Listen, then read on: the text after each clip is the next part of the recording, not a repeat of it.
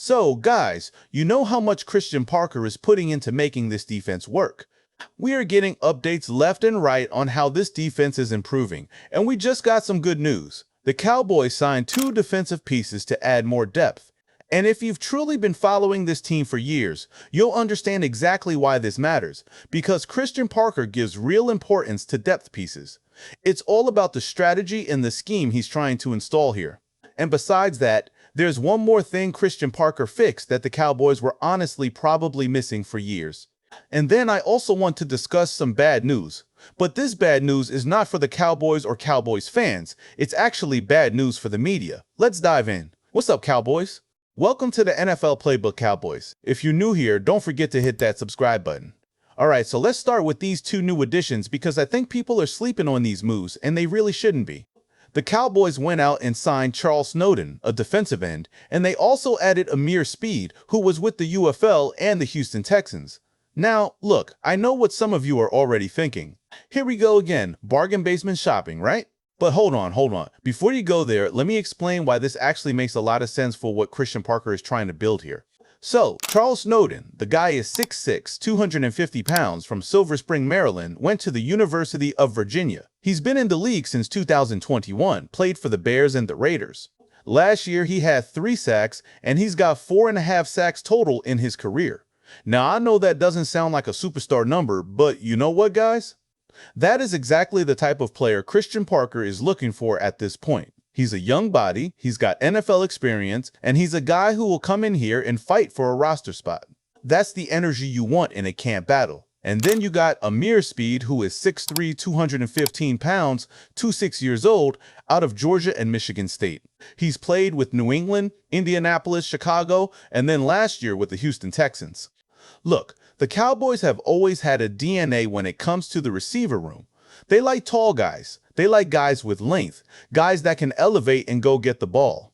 And that same philosophy applies to how they build the rest of the roster too. You bring in guys that fit what you're doing schematically. And here's what I really want people to understand, because I don't think this gets talked about enough. You know, when we signed George Selvey, nobody was jumping up and down saying, "Oh my God, we got George Selvey. He's going to be unbelievable." Nobody said that. But the man went and put up 7.5 sacks after having 4.5 sacks in his first 4 years combined.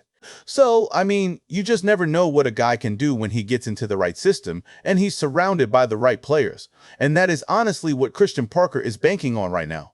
He's not just stacking talent at the top. He's making sure that even the bottom layer of this roster has guys with real NFL experience who have something to prove. Think about it this way, guys. If your interior defensive line is doing its job, I mean, if Kenny Clark is holding up, taking on double teams, getting a push, that means somebody is free. It means Javonte Williams and the edge guys on the outside, they're crashing hard, and the quarterback literally cannot step up into the pocket.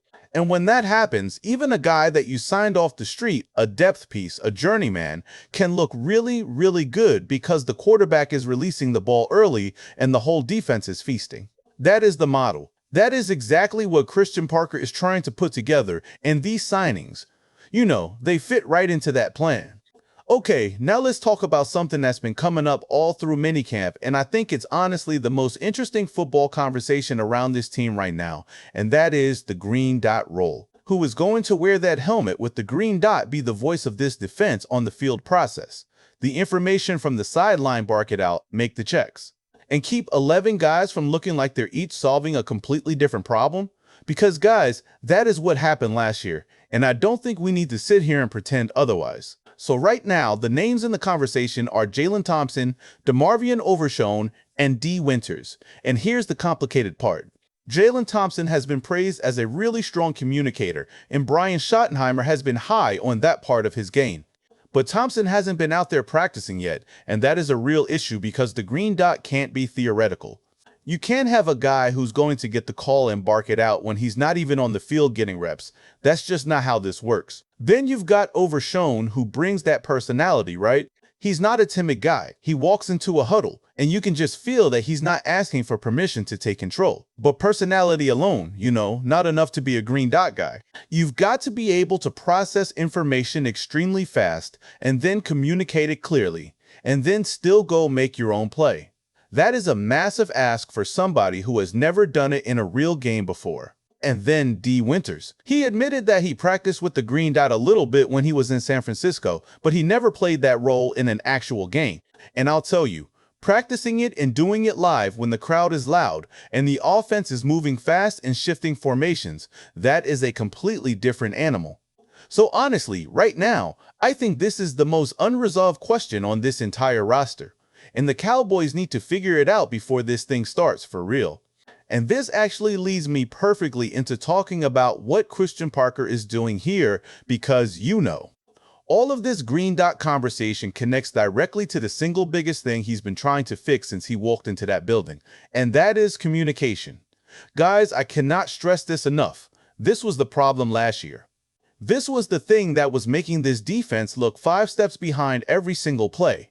They were confused, they were late, they were reactive instead of proactive. And a big part of that was just a lack of communication, not just in games, but in practice, in the meeting room, all of it. And what Christian Parker is doing now is actually really smart. He's not just standing on the sideline calling plays and hoping guys figure it out. He is bouncing from position group to position group. He's letting his assistants coach, but he's stepping in personally when he sees a player that needs extra attention. He's got code words, he's building word banks, he's running detail quizzes, there are whiteboards, he's doing mental rep checks in the meeting room. I mean, this is a completely different approach from what we've been used to seeing from this Cowboys defense. He literally said it himself. If you are a coach, you are a teacher. And I think that is a mentality this defense has been missing for a while. And you know what's interesting is that when the defense is actually working the way Christian Parker wants it to work, it doesn't just help the defense, it helps the offense too.